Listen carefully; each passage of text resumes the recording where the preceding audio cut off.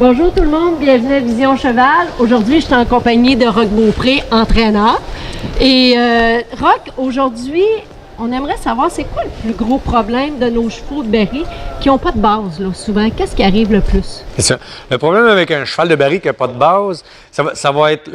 on met beaucoup de stress sur notre cheval de Berry. C'est dur pour un cheval de rester en confiance quand on va le pousser à l'extrême puis l'amener vraiment à donner son 110 notre bête va se raidir.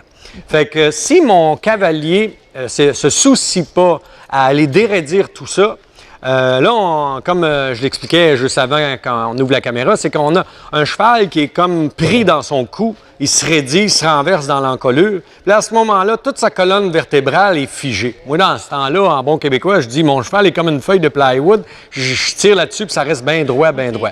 Fait que on va aller travailler dans mes points, dans mes 5 points. On passe toujours par le premier point pour se rendre au dernier point, au 5e. C'est le 2e point qui est vraiment le regrouper. Regrouper, ça ne veut pas dire seulement donner à partir de la tête, mais c'est vraiment que le cheval relaxe puis s'arrondisse dans le dos. Puis, pour que je puisse ensuite, quand je mets mes jambes ou de la pression, avoir une colonne vertébrale, un cou, même si on a un athlète extrêmement puissant, il faut que le cou reste en souplesse tout le temps pour que mon cheval, ma colonne vertébrale, travaille bien. Donc, revenir vraiment à la base, puis travailler des points de base. Exactement. Plus pour le moment. C'est ça. Aujourd'hui, on parle beaucoup de problèmes de chevaux. On ne voyait pas ça dans les années 80. On a même des chiros, on a des massothérapeutes. Ouais. Quand on a besoin d'un chiro, un exemple pour faire un peu, j'aime bien les comparaisons, oui, on en a besoin souvent parce qu'on a eu soit un accident, ou pas, mais ça peut être aussi parce qu'on travaille mal.